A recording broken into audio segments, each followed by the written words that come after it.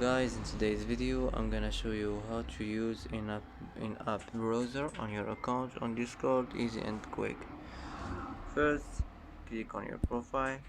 Now click web browser, and now here you'll find web browser. Click on in-app browser, and that's it.